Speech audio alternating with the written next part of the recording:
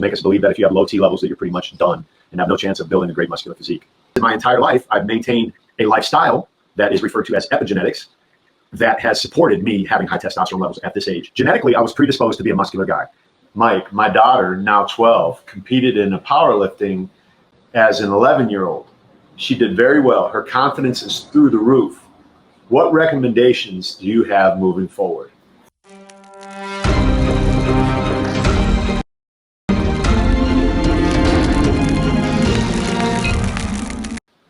Struggling to bring my lower back and tricep improvement back. How long should I eat after taking my muscle and joint in the morning? Eat right after you take your vitamins. Get that food in there, guys. And especially if you're training, that meal, I recommend just eating right after you train, right away.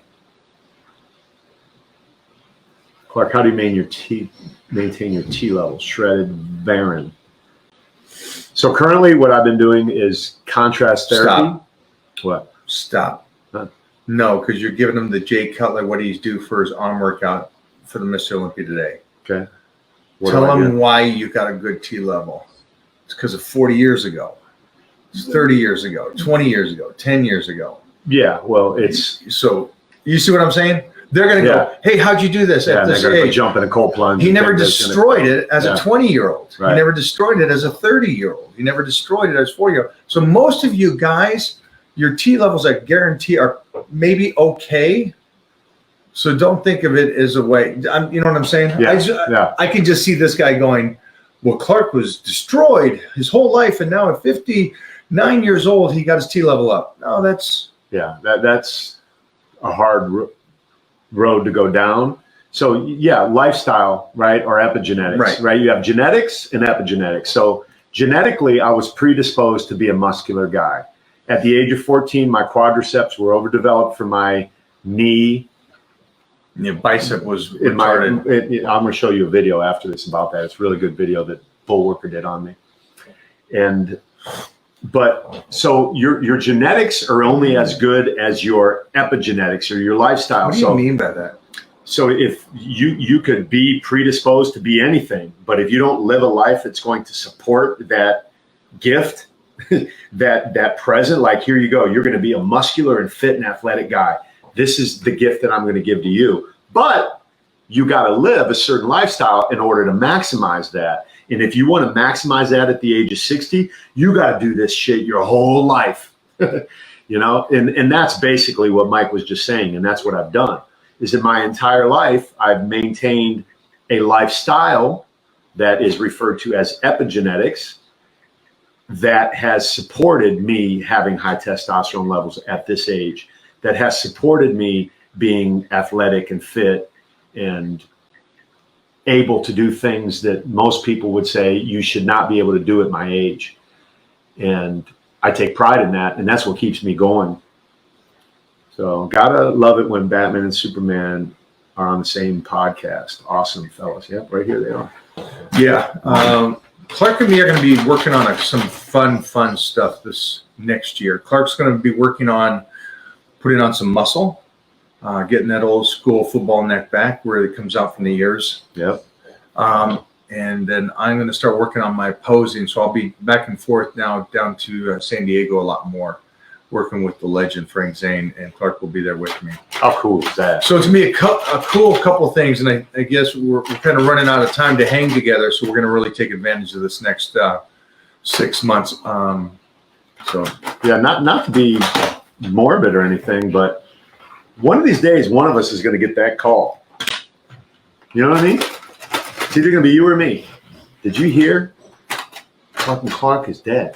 See that right there, right on time, just knocked me out, which is insane to think about. But there's something else. We're gonna put this out. Do you want to talk about what we might do here in the future? Maybe plant a seed for people who want to start saving their money. No, not yet. Not that. Right. Where would you guys say it goes from amateur, healthy pro, and addicted bodybuilding, addicted to building muscles? Where's the... Well, I wouldn't say pro. I'd say there's more addictive people in the amateur level than there are in the pro level. I think because I know this for a fact because I've known the guys that said, hey, this is the year, this is the year. And then you see them in 20 years and you're like, this is the year. And you see the physiques and their bodies just getting worse and worse and worse because of more drugs. And that dream of trying to be a pro bodybuilder, you know, at the end of the day, you got to create a physique for what you like. And that's just in anything. Any Oh, you're kind going to of love passion. this. You're going to love this right here. Mike, my daughter, now 12, competed in a powerlifting as an 11-year-old. She did very well. Her confidence is through the roof. What recommendations do you have moving forward? That's a good one. You're going to love that. Wow, there's so much, because this is as a parent, do what my parents did and support it. Support is the biggest thing. Let her do this. And what I love too is I'm lucky enough to be in the position that I'm in to see a lot of these kids at that age doing this and doing so well and having that passion for it at such a young age and not wanting to party and do all that stuff. So best recommendation is just the support on whatever to continue that path. That's awesome. Yeah. That's awesome, man. And I will try to get some more of my posts up to introduce you parents to all these kids between the ages of 11 and 13, 14, doing these powerlifting and bodybuilding. It's a cool thing to see, because that was me on stage at 14 years old and competing in powerlifting at 13 years old. So it's a cool thing to see, you guys. You got to be a proud parent. Are some people just predisposed to injuries like tearing quads and squatting? I would say yes. You see some people, I was thinking about this yesterday with guys in the NFL. Like, some people can go 13, 15 years without any major injuries, and some guys, rookies, they pull a hamstring in practice. Yeah. And they're out on IR for the year. So I would just say that that's somebody who's kind of predisposed, and maybe that's saving them from something, you know, more heinous. Yeah. Why do you got his picture on your phone so big? Oh, no, he just texted. That's what it pops up there in the top right. Okay. So it would have been something else if you saw it last night. Oh, okay. Yeah, I think with working out and injuries, it's a lot of the times nutrition, but you get to the pro level. It's just really, guys, it's just about bulletproofing your body the best you can, regardless of what your genetics are disposed to.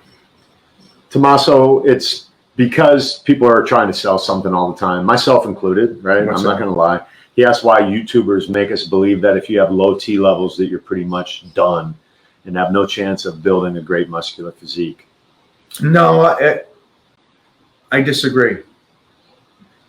Because, again, you don't need to be Clark Bartram hitting 1,000 to build muscle. Right, that's what I'm saying. Yeah, I think people are trying to sell you something ultimately, like, hey, if you fit in this category, you have no sex drive, you get belly fat, like 3 things, then you're automatically a candidate for testosterone replacement therapy or something that they're trying to sell. When there are people who have been documented to have low T levels, are very streaky, and people who've had high T levels have nothing. So it's not indicative of that. Like, that's I guess that was my point. My point is you're just not educated. Because if you fall into that class of going, I have to be in 1,000s, or I'm at 400, so I'm really, really bad. No, you're not.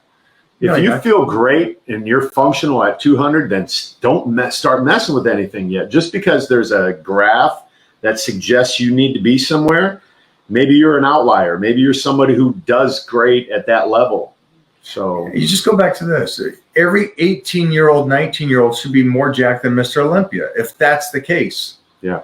So you guys got to remember, 18 and 19-year-olds look like no, it's just they're wafers. Yeah. It is nutrition. It is a healthiness. There is a point of, sure, do you want to keep bringing it up or being healthy? That's where I wanted to stop the person that said about Clark. Clark's lived a lifestyle. Now, is there ways to naturally boost your testosterone?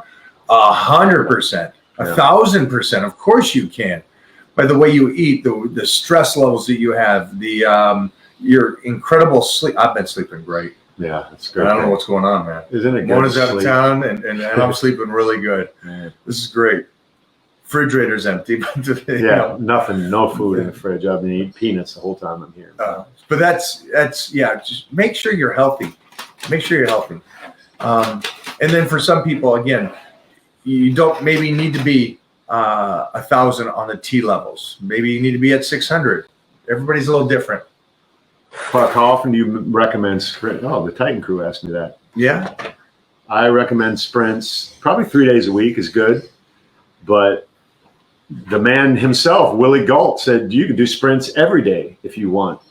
I told my guy 3 days a week, but Clark, my T is 400 throughout. I'm 38 years old. I can still maintain above 50% muscle mass at single-digit body fat. I consistently lift heavy, training for 20 years now. That's awesome. Great. Shredded Varum is a beast. Yeah, look at this photo there. It looks like, is he got golds? Got the gold's green wall behind him? Don't know. I can't see that well. Yeah. Okay. Clarky, Why do you work out at 4 a.m.? Because he slept great the night before and he gets stuff done and then he can take naps all day. I don't have the luxury to work out any other time. And also, I common sense for me is if I train at 4 a.m., I'll never miss a workout. There's nothing I need to do between 4 and 6 a.m. That's why I do it.